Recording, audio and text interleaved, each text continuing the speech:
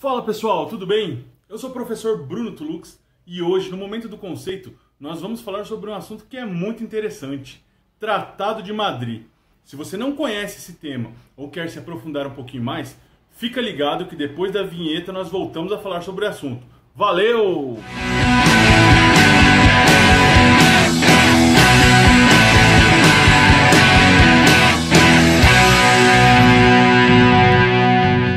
O Tratado de Madrid foi um acordo firmado entre Portugal e Espanha, potências ibéricas que dominavam o mundo na época, para dirimir questões sobre as fronteiras de seus territórios coloniais.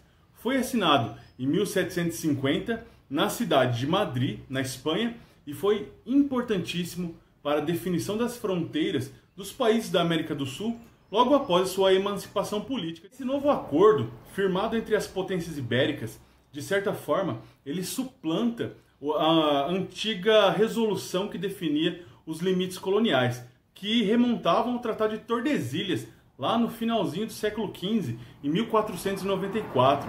E de certa forma, ele era bastante interessante porque ele adotava um novo princípio, o chamado Uti Possidetis. O que é o Uti Possidetis? É justamente o princípio que dá a posse da terra a quem ocupa a terra.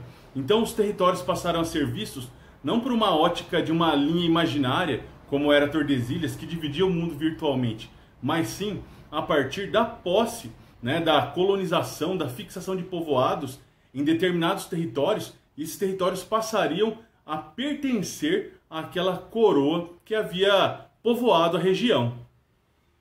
Isso tudo porque em meados do século XVIII, o interior do continente americano era um território de intensa tensão, justamente porque os espanhóis, que detinham a exploração nas minas de prata do Potosí, na Bolívia, as famosas minas de prata do Potosí, que promoveriam um rápido enriquecimento dos exploradores, eram alvo dos portugueses, dos sonhos portugueses, e também os portugueses, muito vivos nesse processo, haviam se estabelecido na margem oriental do Rio de la Plata, na colônia de Sacramento, atual Uruguai, e também no Mato Grosso, que era o ponto extremo da Bacia Platina, justamente para quê? Para tentar chegar até um caminho nas minas de ouro e prata do Potosí. Esse era um território de tensão. A colônia do Sacramento foi fundada em 1680 e a capitania de Mato Grosso em 1748. Então, essa tensão se estendeu por algumas décadas nesse território, já que o próprio Tratado de Tordesilhas não regulamentava muito bem até onde começava um território colonial ou terminava o outro, ficava essa confusão toda. Eu sei que você deve estar se perguntando: Bruno, então por que esse tratado é tão importante? Primeiro, porque ele define o formato do Brasil mais ou menos próximo do que nós temos hoje. Tivemos algumas mudanças, pequenas na verdade, mas basicamente é o Tratado de Madrid que determina a dimensão do Brasil, isso em meados do século XVIII, e também porque ele determina a mudança da forma como vai ser dividida a terra, porque ele usa o princípio do Uti Possidetis que eu falei anteriormente. E é importante lembrar que, a princípio, nós entendemos que Portugal perdeu território, porque Portugal teve que ceder a colônia do Sacramento para a Espanha. Mas, na verdade, Portugal, nesse jogo de interesses, ele perde sim a posse sobre a colônia do Sacramento, que ficava na foz do Rio da Prata. Mas também perde alguns territórios lá na Índia, no Oriente, que eram territórios que já não faziam mais muito sentido por conta da exploração colonial, para Portugal nesse momento, veja bem. Mas em contrapartida, Portugal assume a posse definitiva sobre regiões imensas, como a Bacia Amazônica e o território amazônico que hoje pertence ao Brasil, a capitania de Mato Grosso, que ia desde a porção final da Bacia Amazônica até a porção média do Rio Paraguai. Isso é importante porque permite ao Brasil, mesmo perdendo a colônia de Sacramento, a navegabilidade pelas duas bacias. E de certa forma, essa confirmação da posse do Mato Grosso permite ao Brasil fechar as duas administrações coloniais, tanto a do Sul quanto a da Amazônia. Porém, a questão do Uti Possidetis, que não foi tão bem resolvida assim, por quê? quando Portugal cede a colônia do Sacramento, apesar de possuir a posse sobre essa região, porque ocupava essa região, há uma troca com a região de Sete Povos das Missões, que fica ali no Rio Grande do Sul, mas que era ocupada pelos jesuítas espanhóis. E nesse contexto todo, a mudança de posse da região de Sete Povos de Portugal para a Espanha implicava necessariamente a mudança imediata dos jesuítas. É lógico, né, que os jesuítas já haviam se estabelecido na Bacia Platina, na região de Sete Povos, nas missões de Tapes, Guairá, nas missões jesuíticas do Itatim também, aqui no Mato Grosso, no sul de Mato Grosso.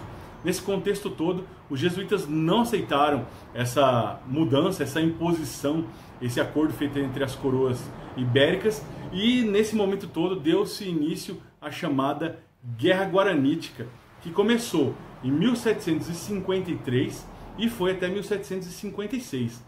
Nesse contexto todo, quem sai perdendo realmente são os povos indígenas, né?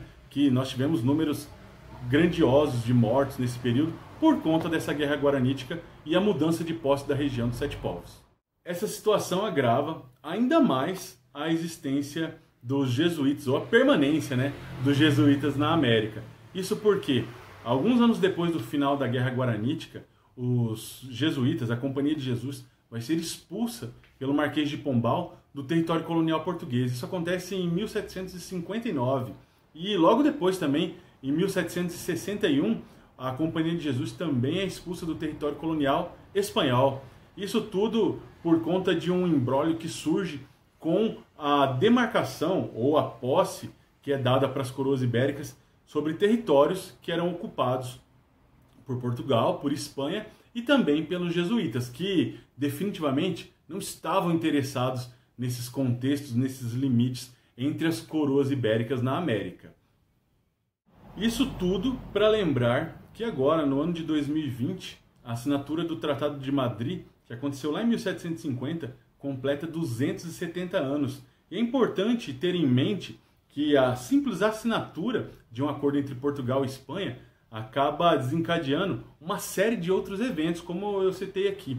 E é importante você entender que, além de ser definidor de fronteiras, de utilizar um princípio novo, revogando a linha imaginária de Tordesilhas, que é o princípio do Utipocidetes, esse evento vai gerar uma série de outros eventos que vão modificar substancialmente a história da nossa região, especialmente para a Bacia Platina, né, no final do século XVIII. Eu espero que vocês tenham gostado desse vídeo. Esse é um assunto que eu gosto muito de falar.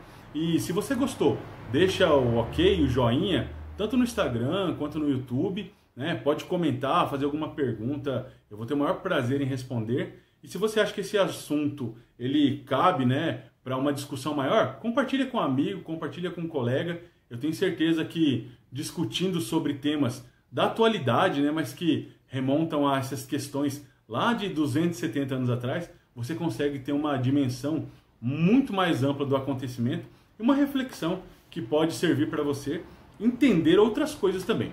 Beleza? Então, muito obrigado. Eu espero vocês na próxima semana. Valeu, gente. Tchau, tchau.